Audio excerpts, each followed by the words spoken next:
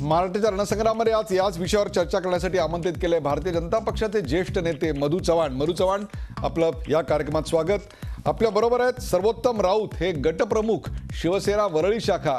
सर्वसामान्य शिवसैनिक जो आज रस्त्यावर आहे, त्या शिवसैनिकाचा आवाज नेमका काय आहे, त्याच्या मनात नेमका काय अंगार फुलतोय, ते आज मांडण्याकरता सर्वोत्तम राऊत यांना आपण आमंत्रित केले. सर्वोत्तमजी, पुन्हा एकदा आपलं स्वागत. आपल्याबरोबर आहेत संदीप प्रधान. संदीप प्रधान हे वरिष्ठ सहाय्य संपादक लोकमत, हे देखील आपल्याबरोबर आहेत. आणि ज्येष्ठ राजकीय विश्लेषक, सामाजिक कार्यकर्ते डॉक्टर कुमार सप्तर्षी, हे देखील आपल्या बरोबर आहेत. पहिला प्रश्न अर्थात संदीप राऊत, माफ करा, संदीप प्रधान यांना. संदीप प्रधान, दिल्ली पुढे झुकणार नाही असं म्हणणाऱ्या उद्धव ठाकरेंना अचानक नरमाईची भूमिका का बरं घ्यावी लागली? असं आहे, शिवसेनेची फार मोठी कोंडी गेल्या काही दिवसात झालेली आहे.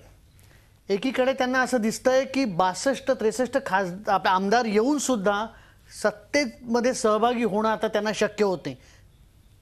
एक प्रेशर आहे कुठेतरी की सत्तेमध्ये सहभागी झालं पाहिजे. हे प्रेशर कोणाचं आहे? नाही, आमदारांचं आहे. शिवसेनेच्या आमदारांना वाटतं की आता या सत्तेमध्ये आपण सहभागी व्हायला. यापूर्वी आमदारांचं पक्ष नेतृत्वावर शिवसेनेत कधीतरी असं प्रेशर दिसत होतं? नाही, असं नव्हतं. पण गेल्या काही वर्षात जी सगळीच परिस्थिती बदललेली आहे त्याचाच हा परिणाम आहे. आणि त्यामुळे मला असं वाटतं की कुठेतरी आमदारांना वाटतं की या सत्तेमध्ये सहभागी झालं पाहिजे. हा पक्ष सत्तेमध्ये सहभागी झाला तरी सुद्धा भाजप वेगवेगळ्या पद्धतीने या पक्षाला जेरी सांडण्याचा प्रयत्न करणार आहे. आणि जर बाहेर राहिला तर कदाचित शिवसेना फोडण्याचा सुद्धा प्रयत्न भाजपकडून केला जाऊ शकतो. आणि त्यामुळे कुठेतरी सध्या शिवसेना प्रचंड कोंडीमध्ये अडकलेली आहे आणि त्याचाच हा परिणाम आहे असं मला वाटतं. कुमार सप्तर्षी, शिवसेनेसमोरची नेमकी कोंडी काय आहे याचं आत्ता विवरण आपल्याकडे संदीप प्रधान यांनी केलं. भारतीय जनता पक्षापुढे अशी नरमाईची भूमिका घेणं ही शिवसेनेची आत्ताची अपरिहार्यता आहे की दुसरा मार्गच नाही, का ती त्यांची राजकीय गरज आत्ता निर्माण झाली आहे की आत्ता हे करून बघू, ही वेळ जाऊ दे, नंतर आपला डाव आपल्याला जेव्हा खेळता येईल तेव्हा आपल्या मर्जीनं खेळू? याच्यात असं आहे की आपल्याला एक कळलं की हिंदुत्ववाद ही आयडिओलॉजी म्हणून बोलायला सोपं आहे, पण हिंदू पद्धतीचं लग्न राजकारणात नसतं की 25 वर्ष आम्ही होतो म्हणून आम्ही कायम बरोबर राहणार. तर आता ज्या वेळेला भाजपला जास्त आमदार मिळाले आहेत त्यावेळेला शिवसेनेचं तिथेच खच्चीकरण झालेलं आहे. आणि भाजपला एकदा तुम्ही असं दिसलात की हे अडचणीचे लोक आहेत आपल्याला, तर ते वेळोवेळी संधी मिळेल तेव्हा त्यांचं खच्चीकरणच करत जाणार. सत्तेत जा किंवा सत्तेत नका जाऊ. तर ह्या वेळेला, अशा वेळेला हा गेम ऑफ नर्व्ज आहे. त्यामुळे एक मोठी पॉलिटिकल विल की एक प्रादेशिक पक्ष चालवायचे अशी उद्धव ठाकरेंच्यामध्ये जर असते किंवा असेल तरच ते वेगळे राहू शकतात. नाहीतर त्यांच्या वेगवेगळ्या ठिकाणी सत्ता शेअरिंग आहे. अगदी दिल्लीमध्ये सुद्धा खासदार आहेत, एक मंत्री आहे. तर ह्या सगळ्या लोकांचं प्रेशर असं आहे की काही करून युती करा, म्हणजे काही करून आमचं जे स्थान आहे ते अबाधित ठेवा. तर अशा याच्यामध्ये कोंडीमध्ये उद्धव ठाकरे सापडलेले आहेत. आणि शिवसेनेची जी रचना आहे त्याच्यामध्ये जो शिवसेना प्रमुख असतो तोच निर्णय घेत असतो. त्याच्यामध्ये काही फार मोठं पार्लमेंटरी बोर्ड आणि बहुमत वगैरे असं नसतं. पॉलिट ब्युरो वगैरेची रचना नाही, अशी नाही आहे रचना. त्यांची रचना पूर्वीपासून बाळासाहेबांपासून तशीच आहे. तर ह्या वेळेला राजकीय इच्छाशक्ती याला फार महत्त्व आहे. आणि ती राजकीय इच्छाशक्ती दोनच मार्ग आहेत. एक तर सत्तेमध्ये भाजपबरोबर जायचं आणि हळूहळू संपून जायचं, त्यांचे वार सहन करत राहायचं, आपली सहनशक्ती वाढवायची. किंवा दुसरं असं आहे की एक चांगला प्रादेशिक पक्ष ज्याचा बेस हिंदुत्ववाद हा नसेल, कारण तो असला तर मग परत थोरली पाती म्हणून भाजपच राहणार देशामध्ये. तर वेगळी आयडिओलॉजी म्हणजे महाराष्ट्राचं भलं अशा दृष्टीनं त्यांना वेगळी बांधणी करावं लागेल आयडिओलॉजीची. तर ती करण्याची हिंमत जेव्हा येईल त्यांच्यामध्ये तेव्हाच ते वेगळे होतील. आता ते बरोबर आहे. महाराष्ट्राचं भलं असं तुम्ही म्हणताय, परंतु महाराष्ट्राचं भलं करण्यासाठी लागणारी वैचारिक क्षमता आणि त्याहीपेक्षा सुद्धा राजकारणातली फुरसत, संसाधनांची गरज, या सगळ्याला आता सामोरं जायला शिवसेना तयार आहे असं वाटतं आपल्याला? मला नाही वाटत आता लगेच या क्षणाला तयार आहेत असं. परंतु दोघेही मनामध्ये आपापलं शल्य ठेवून एकत्र येणार. आणि त्याच्यामध्ये गमवणारे आहेत ते शिवसैनिक आहेत. आणि शिवसैनिकाला ज्या पद्धतीनं आता या प्रचारात हे तयार झालं त्याचं मन, त्याच्यामध्ये एकदम कोलांटी उडी मारायची आणि सत्तेमध्ये जायचं, हे साधा जो शिवसैनिक आहे त्याला ते फारसं रुचणारं नाही आहे. म्हणजे तो नाईलाजानं ऐकेल, परंतु त्याच्या मनातून आनंदाने तो सत्तेमध्ये जाणार नाही. नाही तर सत्तेत जाणं हा आनंद आहे. तर सत्तेत जाणारे जे लोक आहेत तेवढ्या काही व्यक्ती सोडल्या तर बाकीच्यांना याच्यातला आनंद नाही. शिवसेनेचा जो स्वभाव आहे शिवसैनिकाचा त्याच्यामध्ये हे बसत नाही. आपल्याबरोबर मधू चव्हाण आहेत, भारतीय जनता पक्षाचे ज्येष्ठ नेते मधू चव्हाण. मधू चव्हाण, उद्या तुमचा मुख्यमंत्री ठरणार आहे आणि तुम्हाला अल्पमतातलं सरकार एक प्रकारे चालवायची वेळ तुमच्यावर येईल किंवा तुमचं सरकार बहुमतातलं असेल त्याचाही फैसला पुढच्या 4 दिवसात होऊन जाणार आहे. परंतु आत्ता जे विवरण या दोघांनी केलं त्याच्यावरून असं स्पष्ट दिसतंय की शिवसेनेला नमवण्याचा तुमची जी खेळी होती ती खेळी आता यशस्वी होताना दिसते. तुम्ही चेपत नेतात आणि पद्धतशीरपणे एक मोठा पक्ष एका छोट्या प्रादेशिक पक्षाला, एका ताकदवान प्रादेशिक पक्षाला असा संपवत नेतोय. किंवा त्यात अत्यंत महत्त्वाचं म्हणजे ज्या हिंदू मॅरेज ॲक्टचा उल्लेख आत्ता डॉक्टर कुमार सप्तर्षी यांनी केला तो तुम्हाला लागू असायचं कारणच नाही, कारण हिंदुत्वाच्या अजेंड्यावर तुम्ही काही मतं मागच्या 2-3 निवडणुका मागताना एकत्रपणे काही दिसतच नाही आहात. तोंडी लावाला प्रचारात वापरलेलं एखादं हिंदुत्वाचं वाक्य सोडलं तर तुमच्या प्रचारात हिंदुत्व कुठेच दिसत नाहीये. एक प्रकारे शिवसेनेला त्यांच्याच अजेंड्यावर त्यांच्याच भूमीत पराभूत करण्याचा हा तुमचा डाव यशस्वी होताना दिसतोय. मी या कुठल्याही या माझ्या सर्व मित्रांच्या अतिशय आदरणीय मित्र आहेत, ते नेते आहेत, मला त्यांच्यावर खरंच मनापासून आदर आहे. याच्या कुठल्याशी मी सहमत नाही आहे. भारतीय जनता पक्ष मुळामध्ये कुठले द्वेषाचं, आकसाचं आणि प्रतिशोधाचं राजकारणावर विश्वास ठेवत नाही. आम्हाला याची पूर्ण जाणीव आहे की 145 जागा मिळून आमचं पूर्ण बहुमत नाही आहे आणि महाराष्ट्राच्या जनतेला निवडणुकीच्या काळामध्ये दिलेले आम्ही आश्वासनं असतील किंवा काँग्रेसने गेल्या 15 वर्षामध्ये या महाराष्ट्राची सर्व क्षेत्रामध्ये जी पिछाट केली आहे त्याची आम्ही अति मोठ्या आवाजात जनतेला सांगत होतो. त्यामुळे आमच्यावर एक नैतिक जबाबदारी आहे. आपण सगळेजण चर्चा करत आहात तर भारतीय जनता पक्षाचं काय भलं होईल, शिवसेनेचं काय, याच्यापेक्षा आम्हाला महाराष्ट्राच्या जनतेचं जे वाटोळं काँग्रेसने केले त्यामुळे शिवसेनेला त्या प्रकारे कुठल्याही प्रकारे नमवावं, कुठल्याही प्रकारे सुडाचं राजकारण करावं असं तुमच्या मनात नाही? अजिबात नाहीये. आम्ही अतिशय मनापासून आपल्याला सांगतो अजिबात नाहीये आणि तो विचार सुद्धा गेल्या 10-12 दिवसात आमच्या मनात नाही. अगदी बरोबर आहे. तुमच्या मनात तो विचार आला, निवडणूक लढतानाही तो नव्हता, युती तुटली तेव्हाही तुमच्या मनात नव्हता, असं आपण जाहीर करू. फक्त आता सवाल असा येतोय की तुम्हाला 145 जागा मिळणार नाहीत किंवा अपक्षांच्या मदतीने 145 होणार नाहीत असं लक्षात आल्यानंतर ज्या तत्परतेनं, ज्या तडफेनं आणि ज्या ऊर्जेनं एनसीपी तुमच्या सपोर्टला आलं तेवढ्याच ऊर्जेनं 25 वर्ष तुमचा हिंदू मॅरेज ॲक्ट प्रमाणे राजकीय विरोधक नसलेला, नैसर्गिक अलायन्स असलेल्या शिवसेनेला तुमच्या बरोबर पटकन यावं असं का नाही वाटलं? हा तुमचा पराभव आहे का हा तुमच्या खेळीचा विजय आहे? याच्यामध्ये खेळ वगैरे हा शब्द मी वापरत नाही आहे. त्याच्यामध्ये राजकारणामध्ये प्रत्येक पक्षाचा नेता आपल्या पक्षाचं महत्त्व, आपल्या पक्षातल्या अनुयायांचं त्या ठिकाणी मॉरल टिकून ठेवण्यासाठी प्रयत्न करत असतो आणि त्यांच्यामध्ये अजिबात काही चूक नाही.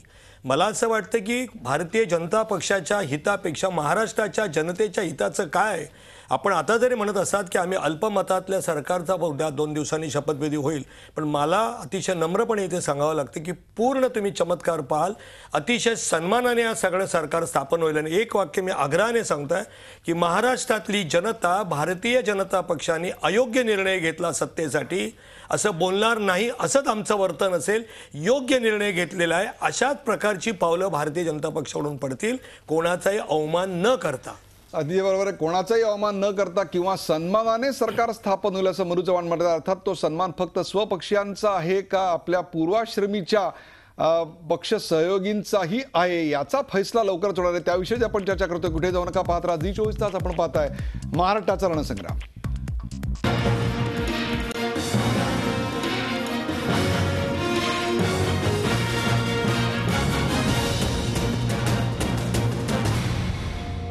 महाराष्ट्राच्या रणसंग्रामध्ये आपलं स्वागत. आपल्याबरोबर सर्वोत्तम राऊत आहेत. सर्वोत्तम राऊत हे शिवसेनेचे गटप्रमुख आहेत. सर्वोत्तमजी, तुम्ही पाहिलं आता भारतीय जनता पक्षाची भूमिका काय आहे.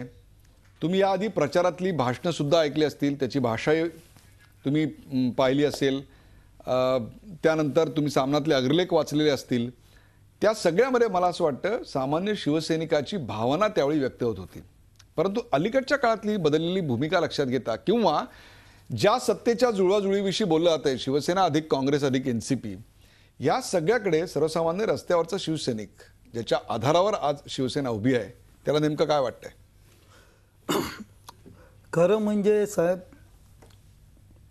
माननीय उद्धव साहेबांनी ज्याला हा शिवसेना भाजप हा एकंदरीत विधानसभेचा निकाल लागला त्यावेळेला पहिल्याच वेळेला माननीय उद्धव साहेबांनी पत्रकार परिषदेमध्ये सांगितलेलं आहे की मी शांत आहे, मला शांत राहून देत. पण काही आमचे ज्येष्ठ नेते आहेत, त्यांना सत्तेशिवाय राहता येत नाही. स्वतः पडलेले आहेत, पण त्यांना सत्तेशिवाय राहता येत नाही. ह्यांची जी धावपळ झाली, मी दिल्लीला वगैरे गेले असं तुम्हाला सगळं म्हणायचं आहे? सगळं एकंदरीत जी धावपळ करतायत. आणि दुसरी गोष्ट म्हणजे एक सामान्य शिवसैनिक म्हणून हे सर्व बघत असताना कुठेतरी बाळासाहेबांची मला आठवण आली. मी तुमच्या भावना समजू शकतो, परंतु अशा प्रकारे आमंत्रण नसताना किंवा असताना दिल्लीला जाणं आणि काहीसं रिकाम्या हाताने परत येणं हे शिवसैनिकांना आवडले? नाही आवडलेलं. कदाचित शिवसैनिक बोलत नसतील. का बोलत पण मी नसतील? आता तो प्रत्येकाचा वैयक्तिक प्रश्न, पण मी शिवसेना महत्त्वाची. प्रमुखांचा शिवसैनिक आहे. त्यामुळे माझ्यासारख्या शिवसैनिकाला जे पटत नाही तो बाळासाहेबांनी स्पष्ट सांगितलेलं आहे, जे स्पष्टपणे बोला. आणि एकंदरीत मध्यंतरी जो नवाकाळला जो अग्रलेख आला तो कटिंग करून मी बोर्डावर लावला. पण मला तुम्ही एक सांगा, स्वाभिमान ही ज्या पक्षाची सर्वात मोठा कणा होता, जी शिकवण होती, तो स्वाभिमान अशा प्रकारे दिल्लीला जाण्यात गहाण पडला असं तुम्हाला वाटतंय? का असं वाटावं? काही डिप्लोमसी असते, काही खेळी असतात राजकारणातल्या, त्या कराव्या लागतात. याची जाणीव सर्वसामान्य माणसाला असू शकत नाही? असायलाच पाहिजे. गेले 25 वर्ष शिवसेना BJPची युती आहे. आमच्याकडे पण मतदारसंघामध्ये BJPचे 2दा आमदार आम्ही निवडून दिले. सन्माननीय उच्चतंत्र शिक्षण मंत्री दत्ताजी राणे होते. ॲक्च्युली ते नौके होते, पण शिवसैनिकांच्या जोरावर ते निवडून आले. आणि आता एकंदरीत जो भाजप शिवसेनेचा जो अपमान करतोय. अपमान करते म्हणजे नेमकं काय करते सर? म्हणजे एक दोन उदाहरणं सांगाल? मधु चव्हाण आहेत, त्यांना आपण विचारू, कारण ते म्हणले जे सगळं होईल ते अत्यंत सन्मानानं होईल, कोणाचाही अवमान न करता होईल. याचा एक अर्थ असा होता की यापूर्वी अवमान होत होता. साहेब कसं आहे, आज मधु चव्हाण यांना मी लहानपणापासून बघत आलेलो आहे. त्यांनी शिवसेना आणि भाजपची युती पाहिलेली आहे. पण आता हे BJPमध्ये जे नवीन चेहरे आलेले आहेत त्यांना कदाचित त्यातला अभ्यास नसावा किंवा त्यातली माहिती नसावी. म्हणून जे प्रत्येकजण विनोद तावडे वेगळं बोलणार, फडणवीस वेगळं बोलणार. म्हणजे ज्यांना शिवसेनेबद्दल माहिती नाही हे BJPचे आत्मीयता कार्यकर्ते नाही. ते काही बोलत सुटलेलं आणि आमच्यासारख्या शिवसैनिकांना ते सहन होत नाही. मधु चव्हाण, काय सांगाल तुम्ही? सर्वसामान्य शिवसैनिकाची, रस्त्यावरच्या शिवसैनिकाची, जो गटप्रमुख आहे, जो खऱ्या अर्थानं शिवसेना चालवतो, ज्याचा रोज जनतेशी संबंध येतो, असा शिवसैनिक तुमच्याशी बोलतोय. नाही, सर्वसामान्य शिवसैनिक हा राष्ट्रवादी आहे, राष्ट्रावर प्रेम करणारा आहे, बाळासाहेबांच्या शिकवणीतून तयार झालेला हा शिवसैनिक आहे. मला सुद्धा बाळासाहेब कमळातला शिवसैनिक म्हणायचे. त्यांच्या व्यक्तिगत भावना ह्या त्यांच्या आहेत, परंतु मी पुन्हा जुन्या गोष्टीला उजाळा देऊ इच्छित नाहीत. कारण राजकारणामध्ये अनेक गोष्टी विसरायच्या असतात. व्यक्तिगत जीवनामध्ये जसं त्या ठिकाणी काही गोष्टी विसरायच्या असतात तसं असतं. एक कुटुंब असतं, समजा दोन भावांची भांडणं झाली तर परस्परांना वापरलेले अपशब्द असतात, ते पुढे जर चांगलं त्या ठिकाणी जीवन जगायचं असेल तर लक्षात ठेवायचे नसतात. आता मी सांगू शकतो, पण मला सांगायचे नाहीत की माननीय पंतप्रधानांच्याबद्दल ते अनेक शिवसैनिकांना आवडलेलं नाही आहे. खाजगीत सांगतात ते की आमच्या अग्रलेखातून ते सुद्धा लिहिलं गेलं होतं ना. आपण त्यांना थेट विचारू ना सर. त्यामुळे त्या गोष्टीला मी उजाळा देऊ इच्छित नाहीये. नरेंद्र मोदींवर झालेली टीका ही नरेंद्र मोदींवर अतिशय आवडलेली आवडलेली नाही आहे. अनेक शिवसैनिक काय सांगाल तुम्ही? खाजगीत सांगतात की आम्हाला आवडलेलं नाही, अग्रलेखातून आम्हाला त्यांची आवडलेलं नाही. भूमिका निवडणुका म्हटल्यानंतर आरोप प्रत्यारोप आलेच, मान अपमान हा आलाच. पण ते झाल्यानंतर निकाल लागल्यानंतर कुठेतरी आपण 25 वर्षाची दोस्ती आहे, मैत्रीत्व आहे, हे आता जसं चव्हाण साहेब बोलले की मागचं विसरायला पाहिजे. ठीक आहे, निवडणुकी म्हटल्यानंतर आणि निवडणुकीच्या वेळेला ऐन वेळेलाच ही युती तुटली की 1 वर्ष 2 वर्ष आधी तुटलेली नव्हती. ऐन 8-10 दिवस असताना युती तुटली. दोन्ही पक्षांना पण उमेदवार देताना बरी धावपळ झाली. त्याच्यामध्ये राग रोष असणारच. पण ते झालं, जेव्हा निकाल लागल्यानंतर दोघांनी पण कुठेतरी समंजसपणाची भूमिका घेऊन पुढे यायला पाहिजे होतं. महाराष्ट्राचा तुम्हाला इतिहास हे चांगलं घडवायचं आहे तर शेतकऱ्यांचे प्रश्न आहेत. पण तुम्हाला असं वाटतं की भारतीय जनता पक्ष तुम्हाला ज्या सन्मानाची वागणूक मिळायला पाहिजे शिवसेनेला, त्या सन्मानाची वागणूक देत नाहीये? खरं आहे, नाहीच देत आहेत. म्हणून मी आता पहिले अडवाणी साहेब होते, महाजनजी होते किंवा आमचे ती BJP शिवसेना वेगळ्या प्रकारे होती. त्यावेळेला पण वाद झाले नाहीत असं नाही. पण आता जे BJPचे नवीन चेहरे आहेत ना, हे स्वतःला अति जरा शाणे वाटतात आम्हाला. स्वतःला आम्हाला शाणे शिवसैनिकांना समजतात. अति शाणे वाटतात. आणि हीच आणि सर्वसामान्य मी सरळ नाव शिवसैनिकांची घेतो, भावना. विनोद तावडे असतील, फडणवीस, हे असे त्यांच्या बोलण्याचा ॲटिट्यूड वगैरे असं आहे ना की ते बघून सामान्य शिवसैनिकाला रागच येणार. कारण ह्या महाराष्ट्रामध्ये बीजेपीला जर मोठं कोणी केलं असेल तर शिवसेनेने केलेलं आहे, किंवा शिवसेनेला मोठं केलं असेल तर बीजेपीने केलेलं आहे. पण आताचा जो प्रकार आहे, मधु चव्हाण पुन्हा एकदा प्रश्न येतोय तो लहान भाऊ मोठा भाऊ, परंतु त्या विषयावर मी जात नाही. परंतु आता जिथं मनच तुटलेली आहे तिथे तुम्ही मतं एकत्र करून कसं काय राजकारण करणार आहात? हे बघा, राजकारण is a game of patience.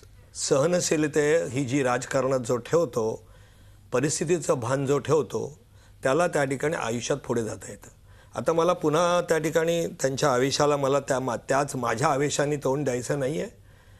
मोदींचे वडिलांचं नाव काढलं गेलं, अनेक प्रकारचा अवमान सहन केला गेला आम्ही, तरीसुद्धा निवडणुकीच्या काळात आम्ही एकही अपशब्द बोललो नाही.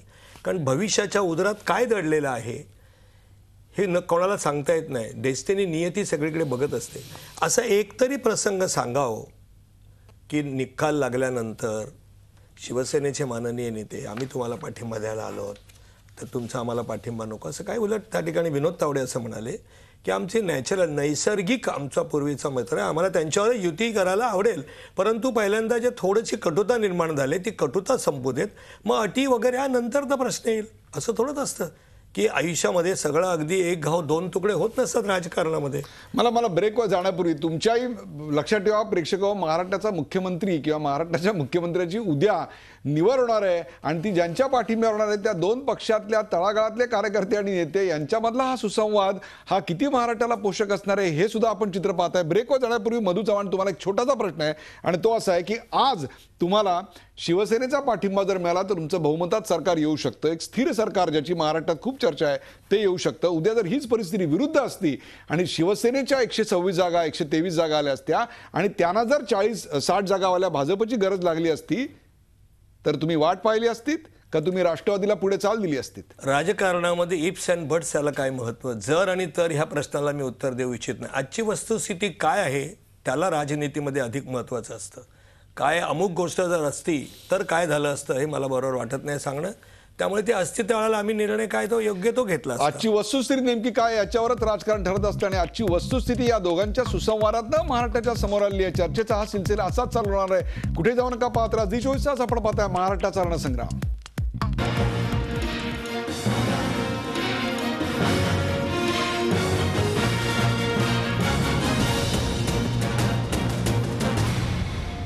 महाराष्ट्राच्या रणसंग्रामध्ये आपलं स्वागत. आपल्याबरोबर डॉक्टर कुमार सप्तर्षी, संदीप प्रधान, सर्वोत्तम राऊत आणि मधु चव्हाण हे आहेत.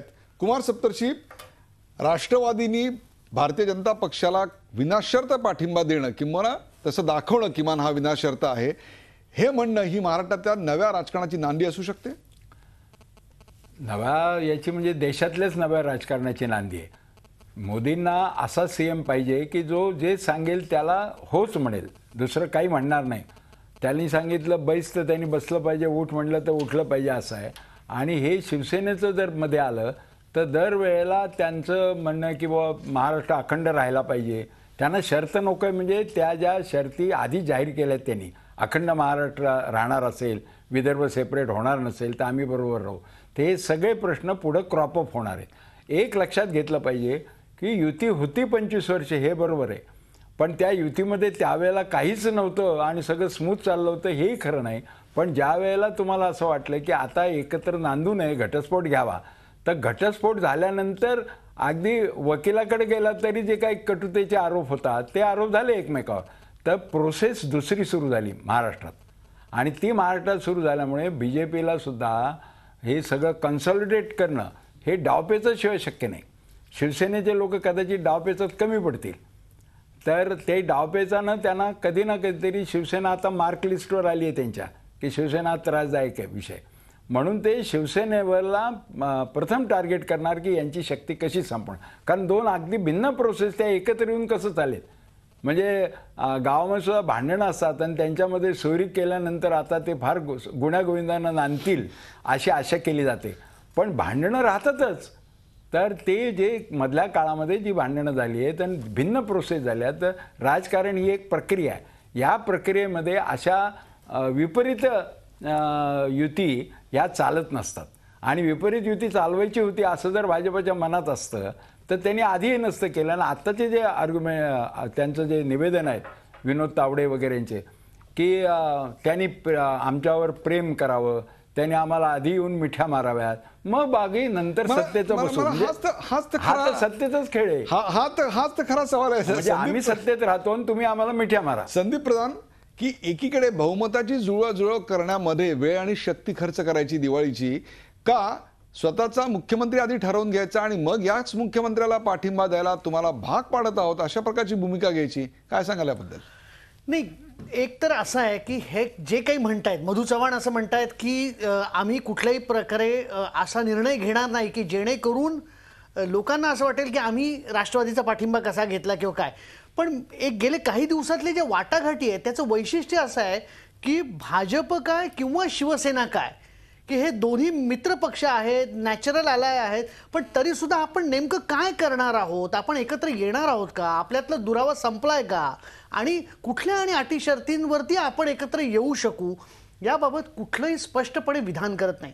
हे हेतूतः दोन्ही पक्ष स्पेक्युलेशनला खूप वाव देत आहेत मीडियाला, आणि त्याच्यातून असं होत आहे की त्याच्यातून एक कन्फ्युजन निर्माण होत आहे. त्यामध्ये मगाशी जो उल्लेख झाला की काही नेते वेगवेगळ्या पद्धतीची विधानं करतात, सर्वोत्तम म्हणाले, आणि त्याच्यामुळे शिवसैनिकाच्या मनामध्ये एक कुठेतरी भावना निर्माण होते की 10 तोंडांनी हे सगळं बोलत आहेत. त्यामुळे हेतूतः कुठेतरी अशी वेगवेगळी विधानं करायचे, एक कन्फ्युजन निर्माण करायचं, शिवसेनेला अंधारात ठेवायचं, राष्ट्रवादीला अंधारात ठेवायचं, आणि हे सरकार बनवण्यासाठी आपण नेमकं काय करतो आहोत याच्याबाबतचा एक कुठेतरी एक कन्फ्युजन निर्माण करायचं, संभ्रम निर्माण करायचं, अशी एक स्ट्रॅटेजी. सर्वोत्तम, हाच तर खरा सवाल आहे की स्पष्टता, वैचारिक दिशेतली स्पष्टता, आणि त्याहीपेक्षा सुद्धा एखाद्या भावनेच्या लाटेवर आरूढ होणं आणि त्यावर स्वार होणं खऱ्या अर्थानं ज्या वाघाला जमत होतं, त्यांनाच आत्ता अशा प्रकारे परिस्थिती जुळवून घेताना बघताना तुमच्यासारख्या शिवसैनिकाला काय वाटतंय? ते तर दुःख आहे.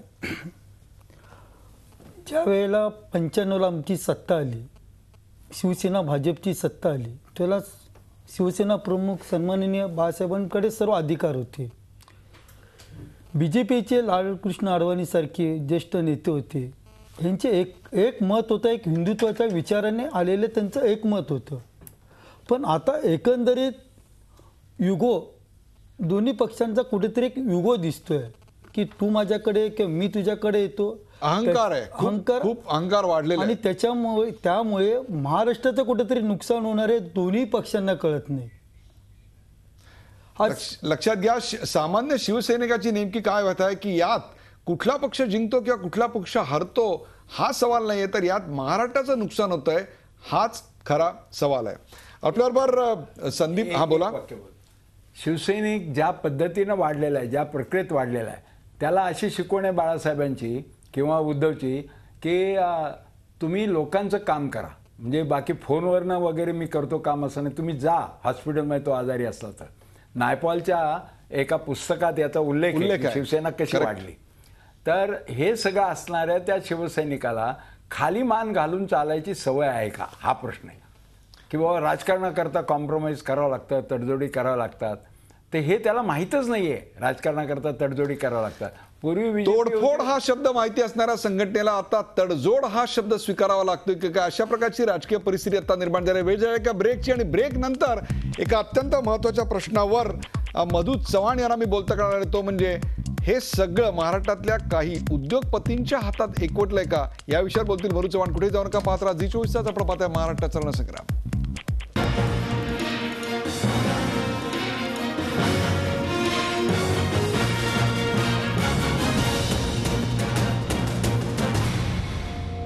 महाराष्ट्राच्या रणसंग्रामात आपलं स्वागत. आपल्याबरोबर मधू चव्हाण आहेत. मधू चव्हाण, एनसीपीचा अनकंडिशनल किंवा बिनशर्त पाठिंबा हा तुमच्या पक्षाला आत्ता या क्षणाला नैसर्गिक पार्टनरपेक्षा, राजकीय विरोधक नसणाऱ्या शिवसेनेपेक्षा परवडणारी गोष्ट आहे?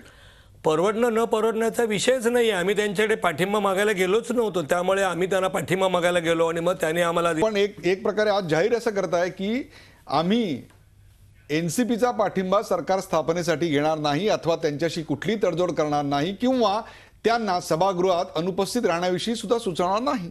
आम्ही काहीच सुचवलेलं नाही. ते सगळं एकतर्फी त्या ठिकाणी माननीय शरद पवार साहेब जाहीर करतायत. भारतीय जनता पार्टीचा त्यांच्या वक्तव्यावर, त्यांच्या निर्णय शक्तीवर काही नियंत्रण नाही आहे. त्यांनी काय बोलावं काय नाही मी तुम्हाला पुन्हा पुन्हा सांगतो. आणि ते वाक्य मला असं वाटतं की एक धोरण म्हणून समजा की महाराष्ट्रातली जनता आम्हाला दोष देईल की यांनी या स्वार्थासाठी ही गोष्ट केली, सत्तेसाठी ही गोष्ट केली आणि एकूण सगळं महाराष्ट्राच्या जनहिताच्या विरोधात निर्णय घेतले असं त्यांना बोलायला संधी मिळावी. सामान्यातला सामान्य शेतकरी, कष्टकरी की आपण सर्व पत्रकार मंडळी, मीडियामधले असं कुठलंही वर्तन आणि करणार नाही आम्ही. जनतेच्या अहित हे होईल. सगळं जे चाललेलं आहे मधुबाई, ते सगळं काही उद्योगपतींच्या हातात आहे आणि ते उद्योगपती त्यांना पाहिजे तसं, त्यांना सोयीचं असं हे सगळं राजकारण खेळत आहेत. अतिशय चांगला प्रश्न विचारला, मला उत्तर द्यायला त्याचं आवडेल. देशाचा किंवा समाजाचा आर्थिक विकास हा भावनेवर आणि भाषणांवर होत नाही.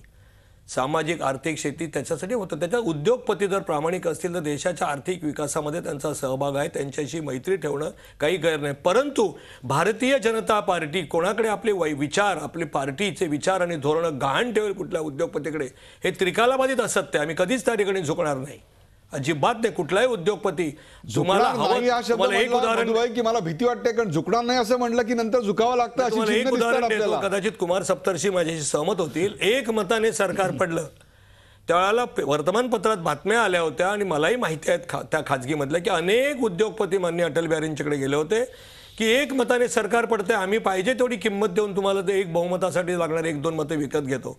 अटलजींनी संसदेमध्ये सांगितलं अशा तऱ्हेचं अनैतिक सरकार मला टिकवायचं नाही. एक मत काय कठीण नव्हतं, सरळ ते उठून राष्ट्रपती तीच महोदय. मूल्य तुम्ही आजही कायम ठेवता असं आम्ही तुम्हाला कायम म्हणायचंय. ठेवणार. संदीप प्रधान, नाही आता तेच म्हणाले ना की तो अटल बिहारी वाजपेयी अडवाणींचं भाजप आता राहिलेला नाही. हेच ते एक सामान्य शिवसैनिकांनी मत व्यक्त केलं. त्यामुळे मला जे वाटतंय ते असं आहे, मगाचपासून मधू चव्हाण असं म्हणतात की आम्ही कुठे शिवसेनेला वाईट वागणूक दिली, पण शिवसेनेकडे आम्ही बघितलं सुद्धा नाही. ते समोरून आले पण आम्ही त्यांच्याकडे बघितलं नाही. आम्ही कुठे राष्ट्रवादी काँग्रेसचा पाठिंबा मागितला, तुम्ही मागितलं नाही, पण तुम्ही आम्हाला तो नको असंही म्हणाला नाही. त्यामुळे असं म्हणजे मूग गिळून बसायचं, पण जे आपल्याला हवं अनुकूल त्या पद्धतीने वागायचं, ही एक त्यांची वेगळी रणनीती. आणि मला तर असं वाटतं की आत्ता त्यांची रणनीती अशीच आहे की अल्पमतातलं सरकार स्थापन करायचं आणि भविष्यामध्ये राष्ट्रवादी काँग्रेसमधले असा एखादा गट आपल्या हाताशी घ्यायचा भविष्यामध्ये, म्हणजे तो कदाचित राष्ट्रवादीच्या नेतृत्वाकडून सुद्धा त्याला फूस असू शकेल की तो वेगळा होऊन ह्यांना मिळू शकतो, किंवा शिवसेनेला जेरीस आणायचा आणि शिवसेनेमध्ये फूट पाडून त्यांचा एक गट आपल्या बाजूला आणायचा आणि एक बहुमत कालांतराने कुमार सिद्ध सप्तर्षी करायचं. एका महाराष्ट्राच्या राजकारणाची भाकरी पुन्हा एकदा फिरताना दिसते, काय वाटतं तुम्हाला? मला नाही असं वाटत भाकरी फिरेल असं, कारण एक फार मोठं घोषणा केली होती की काँग्रेस मुक्त भारत. म्हणजे याचा अर्थ स्वातंत्र्य लढ्यातली जी मूल्य आहेत किंवा स्वातंत्र्य लढ्यातून जे वर आलेले महापुरुष आहेत या सगळ्यांना आम्ही मलिन करणार, त्यांचे एक बोळा घेणार आणि तो फिरवणार सगळ्यांवरनं. असं म्हणता म्हणता प्रत्यक्षात काय घडलं सगळं महाराष्ट्रातल्या लोकांना कळतं ना. 51 सीट यांनी याला दिल्या राष्ट्रवादीच्या, त्याच्यातले 21 निवडून आलेले आहेत. तर काँग्रेस मुक्त भारताच्या कडे निघाले, म्हणजे देवाच्या आळंदीला निघाले आणि चोराच्या आणि आळंदीला. पोहोचले चोराच्या आळंदीला. काँग्रेस युक्त भाजप आहे आता महाराष्ट्राचे सरकार येणार ते नाही, काँग्रेस युक्त कुमार भाजपचं येणार. सप्तर्षी कधी त्या ठिकाणी अतार्किक बोलत नाहीत. हो, आम्हाला ती जी जुनी टिळकांची किंवा महात्मा गांधींची काँग्रेस, ती मुक्त भारत ती आता नाहीच आहे कुठली. आम्हाला आता त्या ठिकाणी आता असलेली काँग्रेस जी त्या ठिकाणी सोनिया गांधींची, राहुल गांधींची काँग्रेस अडवाणीचाही भाजप राहिलेलं नाहीये. ना, असं नाही आहे. असं ते शिवसैनिकांचं मत आहे, आमचं मत नाही. पॉलिटिक्स जाणणारा भाजप राहिलेला नाही असंच कॉलिशन शिवसैनिकाला पॉलिटिक्स चालणारा भारत आहे. प्रादेशिक पक्ष त्या ठिकाणी नष्ट करायला निघालात वगैरे असे अनेक आरोप झाले. असं कधी झालं नाही. प्रादेशिक पक्ष का डोकं वर काढत राहिले? कुमार सप्तर्षी माझ्याची आग्रह की काँग्रेसच्या चुकीच्या राजनीतीमुळे त्या ठिकाणचे प्रादेशिक एडीएमके का वाढलं, तृणमूल काँग्रेस का वाढली, महाराष्ट्राचा अवमान महाराष्ट्रातल्या नेत्यांचा काँग्रेसने केला यशवंतरावांपासून, त्याच्यातून त्या ठिकाणी महाराष्ट्राचा स्वाभिमान किंवा मराठी माणसाचा स्वाभिमान, प्रत्येक त्या ठिकाणी प्रादेशिक पक्ष हा काँग्रेसच्या चुकीच्या धोरणामुळे निर्माण झालेला आहे. त्यामुळे मधुबाई, आत्ता या क्षणाची तुमच्या पक्षाची प्राथमिकता काय आहे? अल्पमतातलं सरकार येणं का स्थिर बहुमताचं सरकार येणं? तुमची नेमकी प्रायोरिटी काय आहे? भारतीय जनता पक्षाची प्रायोरिटी आहे की महाराष्ट्रामध्ये भारतीय जनता पार्टीचं त्या ठिकाणी सरकार असेल आणि असे लोक आमच्या बरोबर असतील की आम्ही 5 वर्ष एक मनाने एक दिलाने महाराष्ट्राच्या जनतेच्या हिताचे निर्णय घेऊन महाराष्ट्राला विकासाकडे घेऊन जाऊ. त्यामुळे स्थिर सरकारची आमची भूमिका आहे. विकास वगैरे बोलताय म्हणून सहज सुचलेला म्हणून प्रश्न म्हणून विचारतोय तुम्हाला की एक तरी जाणीव आता निश्चित झाली असेल की वाघावर बसणं सोपं असतं, उतरणं जरा कठीण असतं ना? नाही, पण वाघावर ह्या उतरावा आम्हाला लागणार नाही याचा आम्हाला पूर्ण विश्वास आहे. आमचे अनेक मुख्यमंत्री त्या ठिकाणी आपण जर पाहिलं तर अतिशय विनम्रपणे सांगतो की उत्तम कारभार करतायत, म्हणून तर 2-2, 3-3 वेळा त्याला तिथल्या जनतेने निवडून दिलंय आणि मला पूर्ण विश्वास आहे. बोला. माझा प्रश्न असा आहे मधू चव्हाणांना की प्री पोल तुम्ही शत्रू असता आणि या पोस्ट पोल, पोलच्या निवडणुकीच्या निवडणुकीनंतर. निकालानंतर एकत्र येता. अशा वेळेला आत्तापर्यंतची भारतीय ट्रॅडिशन अशी आहे, 26 सरकारं 9 राज्यात होती काँग्रेस घालवल्या तेव्हा त्यांनी काय केलं होतं की एक किमान प्रोग्राम केला होता. तर तुम्ही शिवसेनेला मन जुळवू म्हणजे सत्ता सोडून बाकी सत्ता आमच्याकडे राहील आणि तुम्ही नुसतं आम्हाला मिठ्या मारा, हे कशासाठी सांगितलं तुम्ही असं का नाही म्हणाला की तुम्हाला कोणता प्रोग्राम पाहिजे? मग महाराष्ट्राच्या जनतेला कळलं असतं की शिवसेनेचा आग्रह आहे की विदर्भ तोडायचा नाही आणि ते भाजपने आज मान्य केलेलं आहे म्हणून युती आहे. असं तुम्ही काहीच बोलत नाही. संदीप प्रधान जे मगापासून सांगताय संभ्रम जाणीवपूर्वक निर्माण केला तो कार्यक्रमाची वेळ. बोला. दुसऱ्याला कन्फ्युजन करणं हे सुद्धा एक हत्यार आहे. संभ्रमाची अवस्था आहे. हे हत्यार अगदी आहे, बरोबर राजकीय आहे. हत्यार. कार्यक्रमाचा शेवट करताना मला जायचंय सर्वसामान्य अशा शिवसैनिकाकडे. त्याचं म्हणणं आता या क्षणाला अत्यंत महत्वाचं आहे, कारण त्याचं म्हणणं हे या ध्येय धोरणांमधून राजकीय डावपेचातनं व्यक्त होतंय का, हा खरा सवाल होता आणि त्याकरता आपण हा कार्यक्रम करतोय. सर्वोत्तम राऊत, मला एका वाक्यात तुम्ही सांगा की आज शिवसेनेनं भारतीय जनता पक्षाला पाठिंबा द्यावा आणि सरकार सत्तेवर यावं भाजपचं, का त्यांनी स्वच्छपणे विरोधी पक्षात बसावं आणि आपल्या वेळेची वाट पाहावी? शिवसैनिक म्हणून एकच सांगू इच्छितो की शिवसेना आणि भाजप सत्तेत यावं, पण मान सन्मानाने आमचा राखावा BJPने. कारण महाराष्ट्राला गरज आहे की 15 वर्ष गेली शेतकऱ्यांच्या आत्महत्या, काँग्रेसला राष्ट्रवादीला अक्षरशः थोडक्यात जर लोकं तुम्हाला तुमचा मान सन्मान मिळाला तर तुम्ही युती भारतीय व्हावी. जनता अजूनही हे तुमच्या माझं पण हातात, शिवसैनिक अजूनही म्हणून- तुमच्या हातात कमळ घ्यायला तुम्ही तयार आहात. आहेत. कुठे दुश्मनी आहे, पण मी तेच बोलतो 1999 साली मी ज्या पहिल्यांदा या कार्यक्रमात मधुबाईंना हसताना बघितलं. हायसं वाटल्यासारखं त्यांना वाटलं की चला अजूनही आपली नाही, नाही, साहेब. मांड कायम आहे, अशा प्रकारचं चित्र एक मिनिट, दिसलं. 1999 साली 95 साली आमची सत्ता होती. 99 साली शरद पवारांनी काँग्रेसमधनं फुटून राष्ट्रवादी पक्ष काढला. काँग्रेस होतीच, पण ज्या वेळेला दोघांनी एकत्र येऊन पटकन त्यांनी सरकार बनवलं. आमची पण हीच इच्छा होती, झालं गेलं मागचं विसरून जा. ज्या दिवशी निकाल लागला महाराष्ट्राने तुम्हाला दोन्ही पक्षांना, आमचे 43 आमदार होते 63 झाले, 20 आमदार आमचेही वाढले, तुमचेही वाढले. मग याचा अर्थ एक होतं की शिवसेना भाजपची सत्ता सामान्य लोकांना पाहिजे. मग हे तुम्ही नाटकं का करत राहिले? शिवसेना भाजपची सत्ता सामान्य लोकांना माहिती आहे असं सामान्य शिवसैनिकाला वाटतंय. याचाच अर्थ शिवसेना, काँग्रेस आणि एनसीपीची सत्ता त्यांना नकोय असाही त्याचा अर्थ होऊ शकतो. त्याचबरोबर भारतीय जनता पक्ष बाहेरून पाठिंबा एनसीपीचा अशी त्यांना सत्ता नकोय, अशाही प्रकारचा यातून एक अन्वयार्थ निघतो. प्रेक्षको, महाराष्ट्राच्या राजकारणाचे रंग क्षणाक्षणाला बदलत आहेत, परंतु स्थिर सरकारचा दावा करणारे, स्थिर राजकारणाचा दावा करणारे एकमेकांचं राजकीय वैर किंवा शत्रुत्व विसरून एका कॉमन अजेंड्यासाठी, महाराष्ट्राच्या भल्यासाठी एकत्र येतात का, हाच खरा सवाल आहे. वैयक्तिक अहंकार आणि वैर भावना यापेक्षा महाराष्ट्राचं हित मोठं जपणारे नेते महाराष्ट्राला मिळावेत, हीच या प्रसंगी इच्छा व्यक्त करतो. या कार्यक्रमात सहभागी झालेले सर्व मान्यवर त्यांचे आभार. ताज्या बातम्यांसाठी पाहत राहा झी 24 तास. रहा एक पाऊल पुढे.